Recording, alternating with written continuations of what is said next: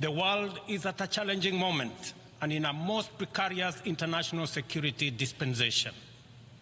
The promise of the United Nations Charter to save succeeding generations from the scourge of war has been profoundly shaken. From land to sea and from air to the outer space, global peace, security, and stability are increasingly under threat. Conflicts and tensions pervade every frontier, undermining the collective security that international cooperation seeks to uphold. Cases of polarizing narratives, factionalism, social upheavals, organized crime, war, and stockpiling of weapons of mass destruction are at an all-time high. Great power rivalry is intensifying, provoking regional competition and inducing geopolitical and geoeconomic realignments and tensions. The subtle nuances of them versus us has produced negative coalitions, wars, tensions, as well as eroded trust and confidence in global multilateral system. From Gaza to Darfur, Ukraine, Yemen, Eastern DRC, the Sudan, the Sahel, and the criminality in Haiti, conflict is inflicting a trail of destruction of life and livelihoods in historic proportions. These conflicts have become battlegrounds for armed factions, external interventions, and proxy wars, resulting in unprecedented anarchic situations and long-lasting negative repercussions on global stability and economic development. The world cannot realize durable peace, security, and shared prosperity when emphasis is being put on what divides rather than what brings us together. We must therefore promote approaches that support positive competition for all. The perilous security landscape is further complicated by emerging threats stemming from human advancement. Cybersecurity threats and sophisticated cyber attacks on critical infrastructure pose significant risks to national security and global stability. Furthermore, the proliferation of advanced technologies such as artificial intelligence in the military domain and autonomous weapons systems has introduced new challenges for arms control and international regulation. Regrettably, the world's most powerful states have increasingly chosen unilateralism and militarization over dialogue and diplomacy. As a consequence, the capacity of our multilateral institutions to maintain and enforce peace, even in national crises with significant regional impacts, is severely undermined. Even worse, a resurgence of nuclear arms race, buoyed by the intensifying geopolitical rivalries and tensions, has made the possibility of a catastrophic nuclear warfare a real possibility. Our vision of a world free from nuclear weapons and other weapons of mass destruction is dying incrementally. We must not sit back and leave the future of upcoming generations to fate. We must intentionally rise to the occasion to meet the challenges of our time by reaffirming the core values of the UN Charter. We need to muster the political will and collectively reinforce our diplomatic efforts to confront the security threats through comprehensive, multi-pronged, and context-specific approaches. Excellencies, Kenya's commitment to international peace and security is unwavering. We continue investing in efforts that promote stability and harmony both within our region and beyond. We are committed to continuing to mediate, facilitate, and support peace initiatives and processes in our region contributing to regional peace operations and the UN peacekeeping missions. Through our participation in the Africa Union Transition Mission in Somalia, we have stood side by side with our sisterly neighbor, Somalia, in their fight against Al-Shabaab. We are proud that Somalia will soon take up a seat as a non-permanent member of the Security Council, underscoring the tremendous progress achieved in consolidating peace and stability in that country. The UN must, however, continue to support Somalia in forging an agreement on the post-2024 security support. Kenya welcomes the adoption of the Security Council Resolution 2719, establishing a framework for financing Africa Union peace support operations through UN-assessed contributions, thereby enhancing our collective peacekeeping efforts. A well-funded AU peace operation are not only an African priority, but a global good, considering the complexity and interconnected nature of emerging threats to international peace and security. Earlier this year, under the request of the leadership of South Sudan, I launched the all-inclusive Tumaini initiative, bringing together the warring parties and the political leadership of South Sudan to address the root causes of the protracted conflict in that country. I commend the leadership of South Sudan and all the participating parties for their commitment to the peace process. I also thank all regional and international partners for their unwavering support, both political and financial, to the South Sudan Tumaini initiative. Ladies and gentlemen, at the last General Assembly, I announced Kenya's readiness to lead a multinational security support mission to Haiti at the Haitian government's request. Following the Security Council's authorization under Resolution 2699, Kenya has deployed 382 specially trained police officers to Haiti. Just a few days ago, I had the opportunity to visit Haiti, witness the work of our officers in the field, and observe remarkable progress on the ground. Our support for the Haitian National Police has significantly advanced the pacification of cities and towns, protected critical infrastructure, and relieved many communities previously held captive by criminal gangs. I also commend Haiti's political leadership for forging an agreement and a promising roadmap towards free, fair, and democratic elections. We are deeply grateful for the financial and logistical support from the United States, Canada, and other member states that are shouldering this heavy burden. This has been critical to the MSS's deployment thus far.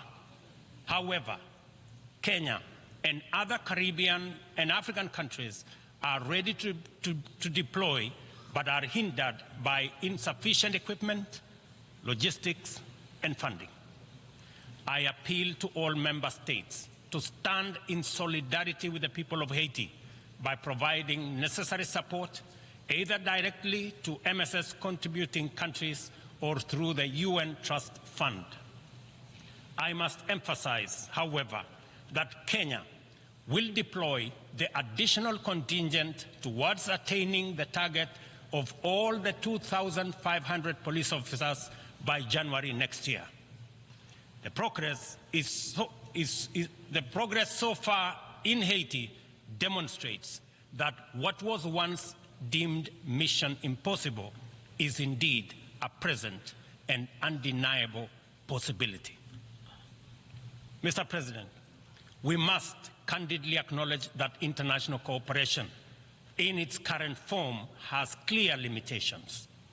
It is constrained by entrenched systems and structures that prevent effective action and meaningful progress.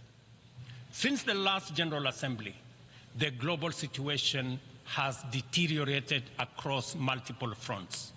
Conflicts have deepened, economic disparities have widened, and the climate crisis has intensified. To address these challenges, we must rethink and reform global collaboration mechanisms, making them much more responsive, adaptable, and impactful.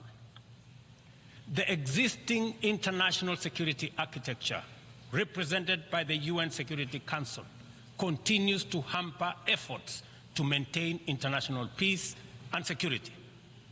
The Council is, by all intents and purposes, dysfunctional, undemocratic, non-inclusive, unaccountable, autocratic, and at best, opaque.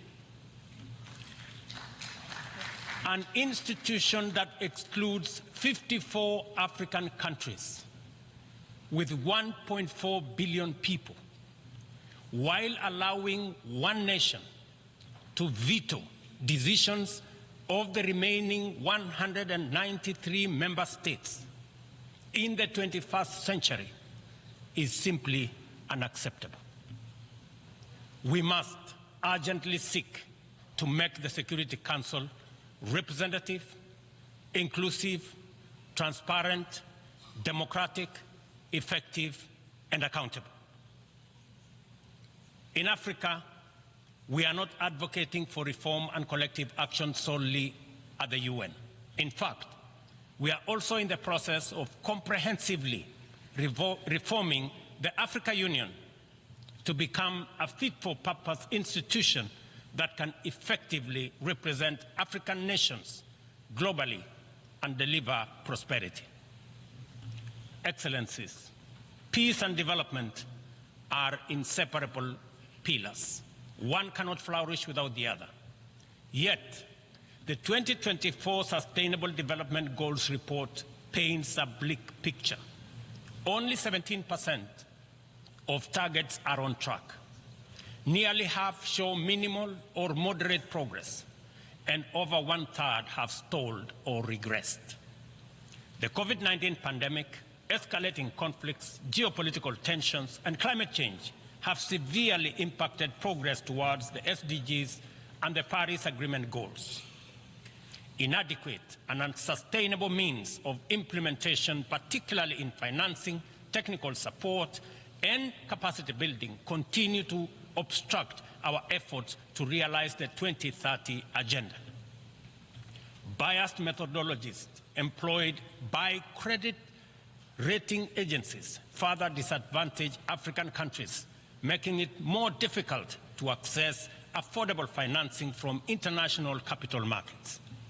Additionally, unilateral economic, financial, and trade measures not only impede the full achievement of economic and social development, but also undermine the principles of international cooperation, mutual respect, and sovereignty.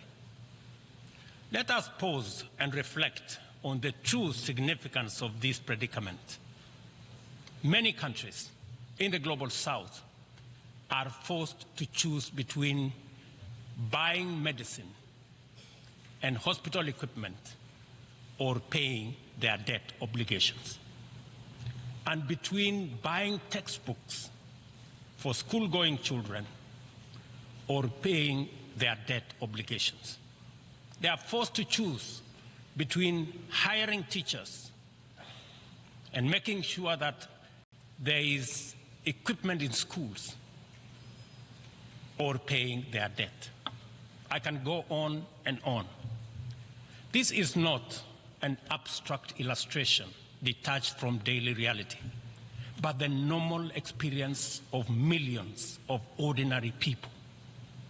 One must wonder what goes on in the minds of those who prioritize economic returns over people. Ladies and gentlemen, what really happened to humanity? Addressing these deep-rooted challenges requires transformative changes to build a more equitable and resilient global framework. We have outlined many of these solutions in the Pact of the Future, demonstrating our clear understanding of what needs to be done. However, we have yet to master the political will necessary to turn these commitments into action. It is a fundamental principle of development that no nation can achieve lasting prosperity if its neighbors remain impoverished. Our economies are interconnected, and the well-being of one directly impacts the other. We must ensure that developing countries have the necessary foundations to claim their rightful place in the 21st century global economy. This is not just a moral and fair imperative. It is a strategic necessity to address systemic challenges such as migration, labor market disparities, climate change, and global security. Strengthening these foundations requires reforming the international financial architecture, facilitating debt relief, concessional long-term at-scale financing, grants, and de-risking lending instruments is essential to increasing investment to develop vital infrastructure and expand critical sectors. Consider Africa's immense untapped potential in clean energy resources. Harnessing this potential is critical not only for the continent's economic growth and social resilience, but also for global priorities like accelerating the energy transition, combating climate change, and diversifying supply chains. Energy-hungry industries such as data centers, mineral processing, and manufacturing are seeking clean and affordable sources which Africa can provide in abundance. Yet, out of the 500 gigawatts of renewable energy added to the global mix in 2023, Africa accounted for less than 3 gigawatts. How is this possible, given the continent's vast natural resources, skilled workforce, and massive energy needs?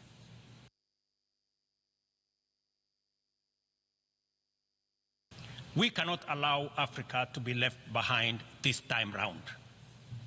Affordable financing is essential, but so are transformative policies and inclusive fair trade practices, market access, inclusive international tax cooperation, technology transfer, and capacity building.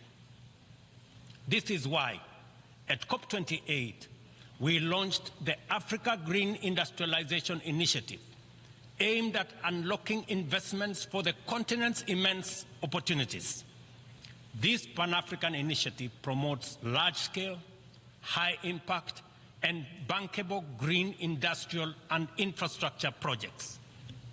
Next month, in Nairobi, we will host an investment forum for the Accelerated Partnership for Renewables in Energy to attract investments for the untapped potential in solar, wind, geothermal, and hydropower.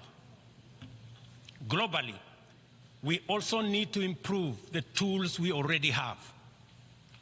The SDG Stimulus Fund, initiated by the Secretary General in 2023, requires our joint support to succeed, including from multilateral development banks.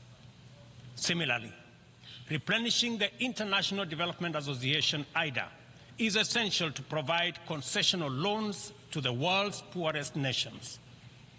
Earlier this year, I hosted the IDA 21 Replenishment Summit in Nairobi, where African leadership reaffirmed the critical importance of IDA for developing countries and called for an ambitious replenishment of US dollars 120 billion. Our collective efforts must include trust and accountability to ensure that we fulfill our promises and our commitments. Additionally, we launched the Africa Club, the Alliance of African Multilateral Financial Institutions, to strengthen and support Africa's position in the global financial architecture. This body will serve as a powerful negotiator on behalf of the continent, coordinate with global financial institutions, and leverage African countries' balance sheets to increase investment and create jobs in Africa. We believe that African institutions such as the Afri-Exim Bank, Trade and Development Bank, the Africa Finance Corporation, among others, understand the continent even better. As part of the reform of the international financial architecture, we must not only reform the multilateral institutions, but also support and stop bias against these African institutions. Excellencies, ladies and gentlemen, climate change remains one of the greatest challenges of our time. Biodiversity loss and pollution have created environmental crises that upend lives, reverse progress in poverty reduction, and strain ecosystems to their breaking point. Extreme weather conditions continue to hinder the development aspirations of many countries, especially in Africa, where severe climate-related hazards are becoming more frequent and more intense. In 2022, over 110 million people in Africa were directly affected by climate-related disasters, resulting in more than $8.5 billion in economic damages. According to the Emergency Event Database, there were approximately 5,000 fatalities, though the toll is likely to be higher due to underreporting. We are at a crossroads, and the path to correcting the climate course is clear. COP29, to be held this November in Baku, Azerbaijan, presents a critical milestone in ensuring that the solutions we implement are rooted in fairness and opportunity for everybody. However, the new climate financing goal expected at COP29 faces significant hurdles as deep disagreements persist over who should contribute and how much funding is needed. Without swift resolution, these divisions risk derailing our collective progress on climate action, just as the global situation becomes increasingly urgent. Let me be clear. Political posturing and inaction will neither protect the vulnerable from the consequences of a runaway climate crisis, nor save our civilization from ecosystem collapse. It is therefore critical that all nations step forward to meet this moment with ambition and responsibility. As we confront the escalating impacts of climate change, we must also recognize the interconnected environmental challenges we face, such as plastic pollution, which continues to wreak havoc on ecosystems and threatens global sustainability. It is imperative that we adopt a robust global plastics treaty during the 5th round of negotiations in Busan in the Republic of Korea this November. Kenya fully supports an ambitious outcome and the African proposal to establish the Treaty Secretariat in Nairobi, thereby reinforcing UNEP's role. It is indeed unfortunate and regrettable, ladies and gentlemen, that UNEP is the only body where secretariats of conventions created under it are increasingly being carved out and located elsewhere. UNEP, being one of only 2 UN headquarters in the global south, must not be cannibalized for whatever purpose or reason, let alone excuse. Mr. President, as the host country of UNEP and UN Habitat, I take this opportunity to thank the Assembly for approving the upgrade of the infrastructure at the United Nations office in Nairobi, the largest UN campus in the world.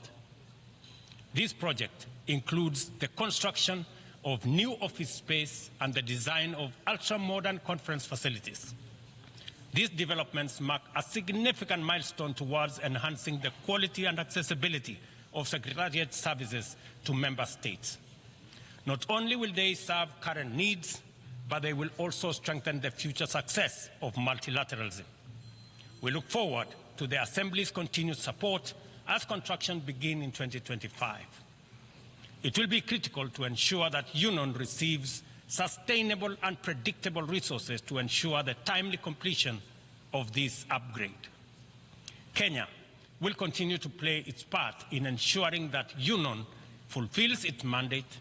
Accordingly, the government of Kenya has undertaken extensive improvements and expansion of physical infrastructure around the complex and will continue working towards making Nairobi a regional and humanitarian hub for the United Nations.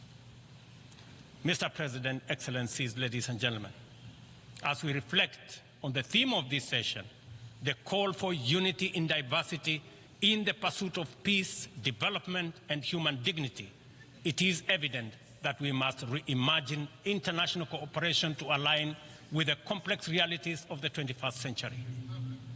Our actions must reflect our ambition and commitment to a world where progress is measured not just by economic growth, but by the well-being, rights, and dignity of every person. The challenges we face, from climate crisis to economic inequality, demand a bold rethinking of how we work together, grounded in mutual respect and shared responsibility. The achievement of the Sustainable Development Goals cannot be reserved for the privileged few. It must be a shared success that uplifts all nations, transcending borders and disparities. Our collective efforts to combat climate change must be rooted in fairness and equity, ensuring that no nation or community bears a disproportionate burden. This is our shared journey. We must have a say in the choices we make. We must move beyond outdated paradigms of power and influence to create a system of international cooperation that reflects the aspirations and dignity of every human being. We must embrace a new vision of global solidarity, one that upholds the principles of equity and inclusivity. It is within our power to build a world that embodies the true spirit of the United Nations, a world where every voice is heard, every life is valued, and global progress is shared by all. This is the cooperation our people expect, our future demands, and it is the commitment we must deliver. I thank you.